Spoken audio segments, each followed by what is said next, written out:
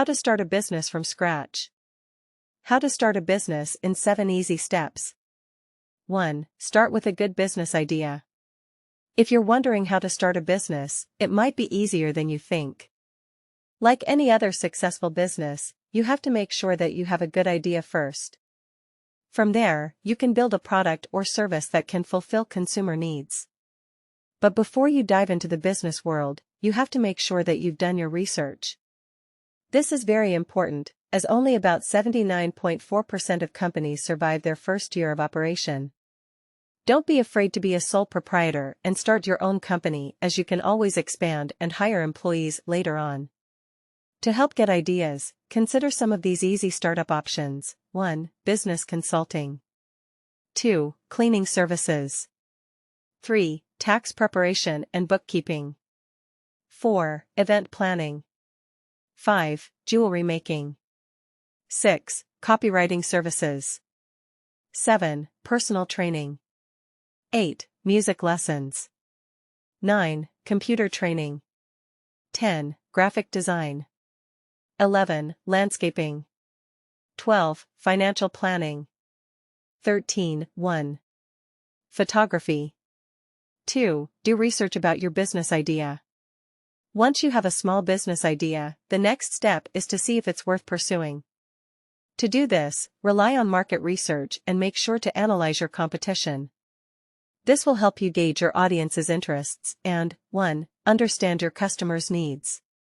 2. Identify potential problems with your product or service. 3. Reduce financial losses by helping you make more informed decisions. 4. Discover niche markets that you may not have known about. 5. Set goals that can guide your business. How to start a small business. To successfully conduct research, you must identify your target customers. You can do this by looking at who can benefit from your product. Engage your audience. Once you know who your target customers are, conduct surveys and talk to them directly to get more feedback. Don't neglect social media either, which can be a great place to interact with them. Look at competitors. Analyzing competing products or services can give you an idea of what already exists in your industry. It can also help you target weaknesses in your product or service before you spend time and money creating it. Be sure to take note of your competitors' prices during this process, which will give you a range of how much current customers are spending on similar products. 3. Write a business plan. Your business plan outlines your current and future goals. Successful businesses use this as a resource to determine the direction of their company. Your business plan should include 1. Title and contents page. Investors use your business plan to get an overview of your company. Therefore, keeping it organized and easy to navigate will be helpful. 2. Statement of purpose. This summarizes your product, market, and business operations. 3. Product description. Describe every detail of your product or service and how it benefits customers. 4. Market analysis. Describe your target demographic, sales trends, and customer expectations. 5. Competitor analysis. This should highlight the strengths and weaknesses of companies that have similar products or services. 4. Formalizing your new business. Once you've worked hard researching your idea and know that it has the potential to survive in the market, it's time to take your business to the next level by formalizing it. To do this, you need to 1. Register your business in your state. This gives you the legal basis to move forward using your brand name.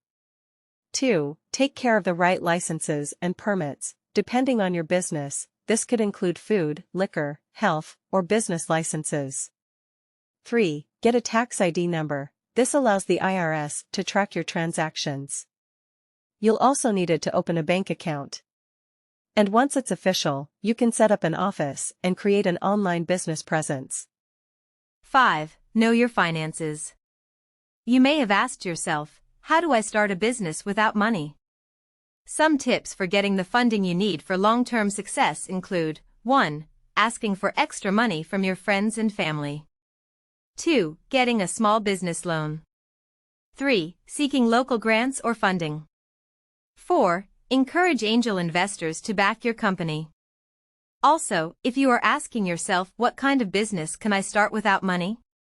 Take a look at some of the following business ideas that you can do part-time while gathering enough customers to make it a full-time business. 1. Freelance writing.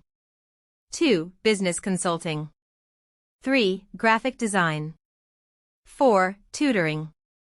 5. Web design. 6. Personal training. 7. Dog walking. 8. Daycare. 9. Book storage. 10. Interior design. 6. Protect your business. Starting a small business takes a lot of work, time and money.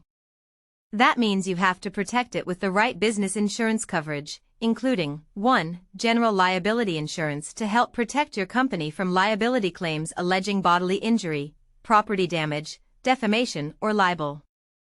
2. Business income insurance to help replace lost revenue if you have to temporarily shut down your operations due to fire, theft or wind damage. 3. Data breach protection that helps pay for costs if the personal data of your customers, patients or employees is lost or stolen. 4. Professional liability coverage for protection if you are sued for negligence or errors in the services you provide. 5. Commercial property insurance that helps pay for damage to your building, equipment, inventory, furniture, and fixtures. 7. Building your business. You can't build a strong business without investing time and money into it. You also need to promote your business and create a strong marketing plan. In this day and age, building a business also means you need a strong website and social media presence. This can help you get to know your customers better. With that, you can even ask for customers' email addresses so you can reach out to them directly when promoting your business. If you're looking to add employees to your team soon, make sure to hire the best startup team that will support your operation and set it up for success. How to start a startup. Starting a business may seem overwhelming, but following these steps will help ensure you succeed. 1. Create a business plan. 2. Secure funding. 3. Surround yourself with the right people. 4. Follow the correct legal procedures. 5. Establish a location. 6. Develop a marketing plan. 7. Build your customer base. 8. Plan for change, Lean Startup Methodology. What is the Lean Startup Methodology and how can you use it in your business? When you're figuring out how to start a business, you'll probably read about the traditional method, which looks something like this. 1. Think of a business idea to fulfill a need in the market. 2. Create a business plan. 3. Present the plan to venture capitalists or angel investors to get funding. 4. Launch the business and start selling. Lean Startup Methodology. Although this is a common method, it may not be the best. It can take months or more than a year to put together a business plan to secure funding and launch your business. By the time you open your doors, you may find that there is no longer a need for your products and services, or that someone else has beaten you to the market. The Lean Startup Methodology can help you avoid this situation. This startup strategy sees business development as an experiment. It focuses on testing and actively working with potential customers to help you create the product or service they need. You can use lean startup methods to help you save time and money and put you in a better position to succeed. What is the Lean Startup Methodology? Author and entrepreneur Eric Ries created the Lean Startup Methodology. This strategy can tell you if your business model is practical and help in developing a product or service. In a review of Ries' book, The Lean Startup, the New York Times wrote, the concept applies to designing products and developing markets. What are the 3 steps in the Lean Startup Methodology? The 3 steps that make up the Lean Startup Methodology are 1. Build. 2. Measure. 3. Learn. Think of the Lean Startup approach as a circle. As you learn and go through each step, you will return to the first step to update your products and services. Build. If you are trying to start a business, you should have an idea of the market need that your product or service is trying to fulfill. In the first stage of Lean Startup Methodology, you will build a product to find answers to these questions. This is a minimally viable product, or what Rise calls an MVP.